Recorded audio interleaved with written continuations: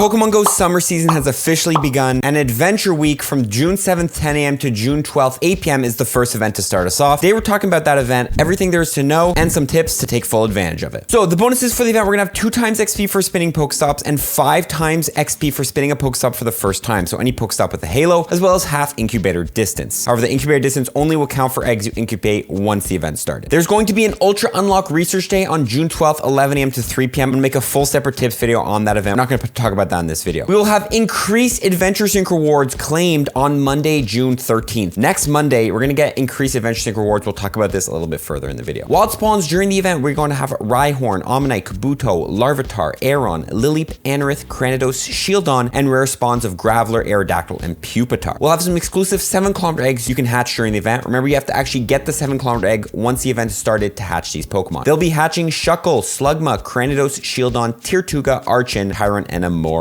Tyrant and Amora being 2 new Pokemon, and Tirtuga and Archon being 2 new shiny Pokemon during the event. 1-star raids during the event, we're gonna have Geodude, Alolan Geodude, Sudowoodo, Unknown F, and Roggenrola. 3 stars will be Rhydon, Shuckle, Tyranitar, and Aggron. 5 stars, of course, will be Groudon, and Mega raids will be Mega Aerodactyl. We'll also be getting some great research during the event, starting with the field research tasks. We have catch 25 rock-type Pokemon for an Omanyte or a Kabuto encounter, and the 100% IVs will be on screen. Spin 15 Pokestops or gyms for the Lileep or the Anorith encounter. Walk 5 kilometers for Tyrant or Amora encounter. So those are actually going to be kind of tough tasks to do. 5 kilometers is a lot of distance to actually move for one task. Kind of unfortunate, but either this or for the 7km eggs will be how you get these new Pokemon. Hatch 2 eggs for an Aerodactyl. Spin in 2 Pokestops you haven't visited before for Cranidos or Shieldon. Interesting tasks there. They're going to really be tough to complete if you're in a grind spot you've played a lot in. So this will more be a task you do if you go to a new city. And finally, earn 3 cans exploring with your buddy, Tirtuga, or an Archon. The best way to do this task, put on a Pokemon that only takes 1 kilometer to get a candy, and then use a Poffin on it, and then get 1 candy every 500 meters. We also have a timed research, so you can do this research during the event. There are 5 tasks: walk 5 kilometers, walk 10 kilometers, walk 25 kilometers, spin 50 Pokestops or gyms, and earn 5 candies exploring with your buddy. Gets you 3 incubators, a Tyrant and a Amora encounter, 5,000 XP, 2,500 stars, and 3 rare candies. Okay, so that's the details. Let's get into the tips. First of all, out of all the wild spawns, which ones should you really be focusing on? Rhyhorn evolving into Rhyperior. Rhyperior with Rock Wrecker, one of the best rock type attackers in the game. You do need to use an elite charge sham on it or wait for an event where you can get Rock Wrecker, but still worth catching. We have Omanyte, which Shadow Omastar is not a terrible rock type raid attacker if you have one already. We have Larvitar, which evolving into Tyranitar. Tyranitar itself is a great rock and dark type raid attacker, and in its shadow form, it's just gonna be better. Also, Tyranitar does have a mega form in the future, which could come to go. You gotta get those XL candies, get your hundos, get ready for that Pokemon. Aeron evolving into Aggron. Aggron does have a mega in the future. Get ready for that Pokemon. We have Lileep evolving into Credilli. Credilli, not a bad Ultra League Pokemon, more of a spice pick, but definitely something you could run. Cranidos, which evolving into Rampardos, one of the best rock type attackers in the game. However, I really don't recommend investing into Rampardos right now because when Shadow Rampardos comes out, it's gonna be 10 times as better as Rampardos and easily the best rock type attacker in the game. So maybe hold off on using the candies you get from this event. Shieldon evolving into Bastiodon. Bastiodon, one of the best Great League Pokemon there is right now, and that Pokemon doesn't spawn often, so catch them while you can. We also have Aerodactyl, which Aerodactyl does have the mega form right now if you don't have the candies, XL candies, and just an Aerodactyl for that, as well as Pupitar, which we already talked about Tyranitar being great. On top of that, Graveler and Pupitar are both stage 1 Pokemon, meaning they get you 300 stars per catch. Definitely catch them when you see them in the wild, because these guys will give you a little bit extra Stardust and could be super helpful in the long run. Now, literally like 99 to like 100% of these Pokemon spawning in the wild are rock types, so definitely make sure anytime you go out to grind these wild spawns, Mega Evolve a Mega Aerodactyl. If a Mega Aerodactyl is Mega Evolved, you're getting 1 bonus candy, and if it's the high or the max level, you're getting more XL candies, more XP, and even plus 2 candies for every rock type you catch, since Mega Aerodactyl is a rock type. So have that Mega Aerodactyl Mega Evolved and hopefully a high level when going out to grind this event. On top of that, any of the spawns we talked about that are relevant for the Master League or as raid attackers, or you just need XL candies for them, you're getting a guaranteed XL candy every time you trade away a Pokemon during the season of Go. So make sure you save those Pokemon and you trade them away to a friend so you can get even more XL candies. Trading 100 Larvitars gets you 100 Larvitar XL candies. And also, once you're done trading, make sure you wait until June 14th from 6 to 7 p.m. is Mantine Spotlight Hour, and Mantine Spotlight Hour does have a 2 times transfer candy bonus, so save all the Pokemon you want even more and more candy for. You'll probably have some from GoFest as well, and do a huge transfer during Mantine Spotlight Hour, and you'll get a lot of candy. Let's quickly talk about Tyrunt and Amora, the 2 new Pokemon in Pokemon Go, and are they any good? Tyrunt is coming to Pokemon Go. You can evolve it for 50 candies into Tyrantrum in Pokemon Go. Let's take a look at if this Pokemon's any good. Tyrantrum is a rock and dragon type Pokemon. Has a base attack of 227, base stamina of 1 193 and base defense of 191, with a max CP at level 50 of 3,537. For fast moves, it can learn Dragon Tail, Charm, and Rock Throw, and for charge moves, it can learn Crunch, Stone Edge, Outrage, and Earthquake, so a lot of good move potentials. As far as a Dragon type Ray attacker, its best moveset will have a DPS of 15.032, and as a Rock type Ray attacker, have a best DPS of 13.588. Although that's not bad by any means, Dragon is such a strong category and has a lot of strong Pokemon, and this puts it in the 25th spot in terms of Dragon type Ray attackers, so there's a lot of better options. Same thing goes with Rock, it's going to be number 15 for DPS as a Rock type Ray attacker. As far as PvP goes, again, it's not going to do great. Being a Dragon and Rock type gives it so many weaknesses, and it loses to a lot of super meta mons right now, like Walrein, any water type, any ground type. There's just so many counters to it. In the Great League, it'll be ranked 198, in the Ultra League, it'll be ranked 351, and the Master League 172. All in all, you can avoid this Pokemon. However, its pre-evolution, Tyrunt, will actually be a little bit better than it and might have play in some limited Great League metas. All in all, unfortunately, this Pokemon won't really excel in any form of gameplay.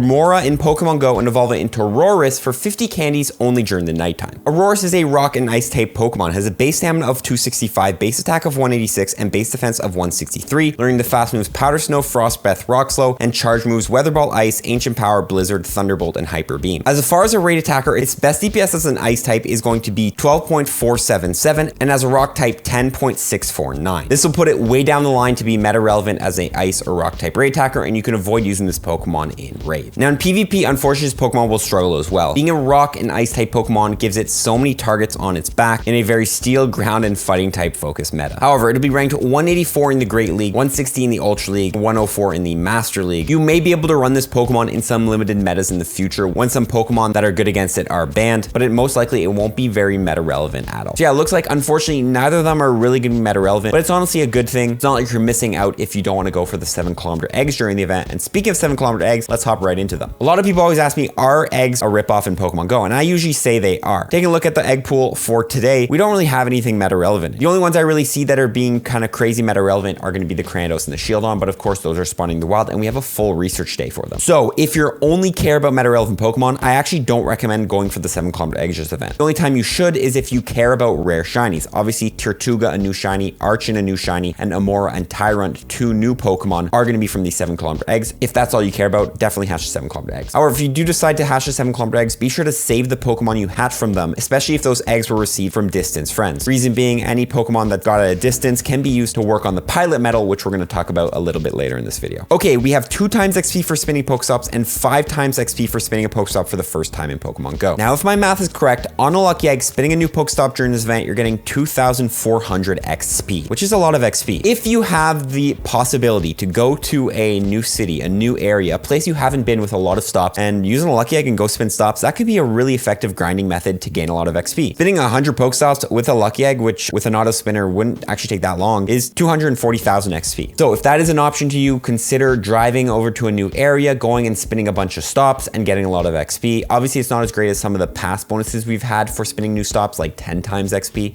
It is still something to consider. Let's move into the raids. In the 1-star raids, the only raid I would go for is going to be the Unknown F if you want that rare shiny. I believe we had Unknown F spawning at one of the past Go Fests, so you might already have it, but if you don't, some people like to spend a bunch of money on the 1-star raids and try to get shiny Unknown F. Good luck if you try. I believe it is a full odds shiny. In the 3-star raids, Rhydon, which we already talked about the meta relevance of Rhyperior, a very good Pokemon to get, and since it's not already in the form of Rhyperior, you can actually evolve it later down the line to get the move. We have Tyranitar and Aggron as well. We already talked about the meta relevance, and then Shuckle.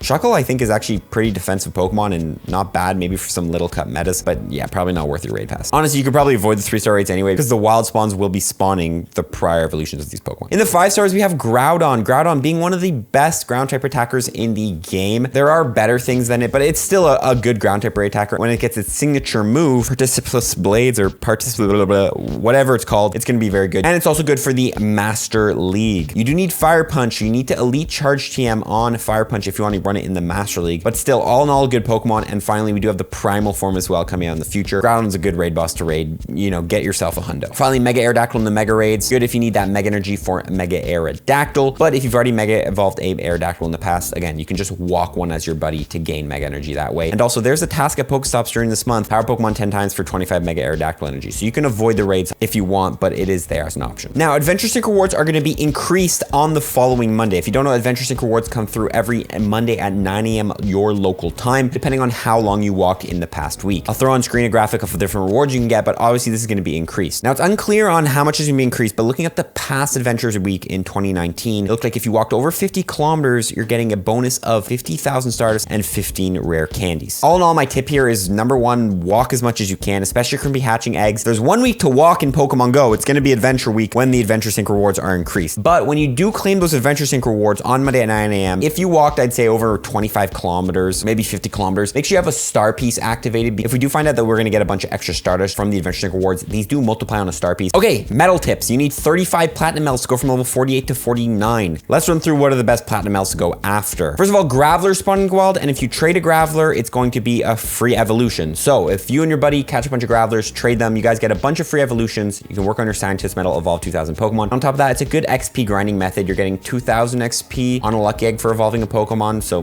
do that if you'd like. Now we have a couple general medals here. First of all, the Sightseer medal, visit 2,000 unique Pokestops. If you're going to that new town we talked about, spinning a bunch of new stops, this will be a medal you'll be working on. As well as the Backpacker medal, visit 50,000 Pokestops. So since we're getting a bunch of XP for spinning Pokestops, you know, these medals might be something you might be focusing on during this week. Also, the Breeder medal, if you decide you're going to be hatching a bunch of 7-kilometer eggs, this might be a good time to work on the Breeder medal. And on top of that, we have half incubator distance. You could also just take the route of grabbing a bunch of 2Ks and hatch them as fast as possible. And the Jogger medal, walk 10,000 kilometers. This is the week to walk if you're going to go. But on other medals, you actually need to focus on to complete. The Pilot medal, we talked about it. Any 7-kilometer egg Pokemon hatches you get that came from eggs that were from far away. These Pokemon, since they're originally, like the egg came from far away, that's a distance Pokemon. You can trade it with a locally caught Pokemon, work on your Pilot medal, earn 10 million kilometers across a distance for all Pokemon trades. Since you're going to be hatching a bunch of 7-kilometer eggs, just make sure you don't transfer those Pokemon and keep them to work on this medal. Finally, the Rising Star medal, defeat 150 species of Pokemon in raids. Take a look at the raid roster we have for the week. If you haven't raided one of these Pokemon at least once, that species at least once, raid it once to work on your Rising Star medal. That is pretty much Adventure Week in Pokemon Go. I hope you guys are excited. This is probably going to be one of the most hype events of the month for me. A lot of great spawns out there. Really, the spawns are the highlight of the event. And then also, you want to make sure you get out there, you get walking, because those Adventure Sync rewards next week could be absolutely amazing. We're going to see you on the next one, guys. Comment below any tips I might have missed and follow for tips. Peace.